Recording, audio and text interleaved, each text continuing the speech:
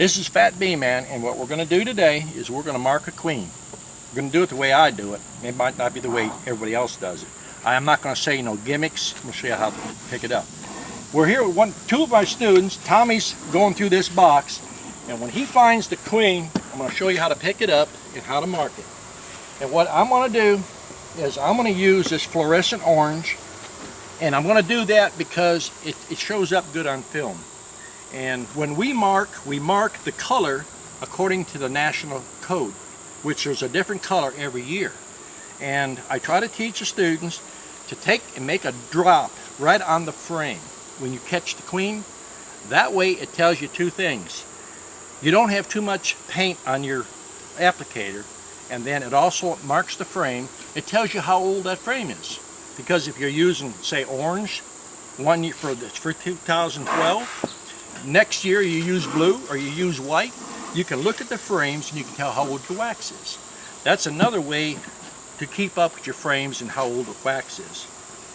And what I like to do is I like to shake it up real good and put you a dot right there. See how I got me a dot? Now you got enough paint right on the end of that applicator to do your queen. Now when Tommy finds this queen here, Tommy's been coming up here about 6 months now, and he's getting pretty good now. Here she is. Look how that, see, this is what I keep telling students. I teach you how to find that queen in about 14-15 seconds. First thing you want to do is make sure your fingers is good and clean.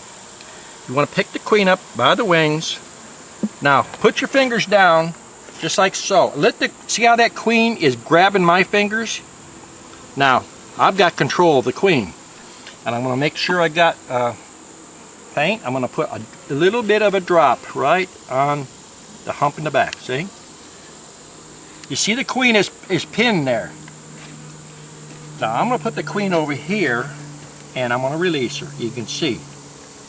See her going in there? Now here's what I want to explain to you about catching these queens. When you pick the queen up by the wings, and if you reach up and grab the legs, that queen takes the wings. When you turn loose, she's going to beat the wings and she's going to spin around in your fingers. You're going to bust the legs, you have a bad queen. But if you hold by the wings, put your finger there, the queen will reach up to your finger and hold your finger. Then slowly take your finger and push it up against the legs. I just did that in this video. So if you rewind it, you can see. Now, that's the way I do it. I don't buy a queen catcher, those little things that people use for their hair. I sell more queens to people to buy that crap. Those are gimmicks. Learn to do it like this, and you will never damage your queens. Now that queen, marked like that, should last 4 or 5 years, that marking on there. That queen should not have to be replaced every year. If you damage the queen when you're catching a queen or marking a queen or clipping a queen, you cannot deliver a good queen to your customer. Pretty soon you won't have a customer.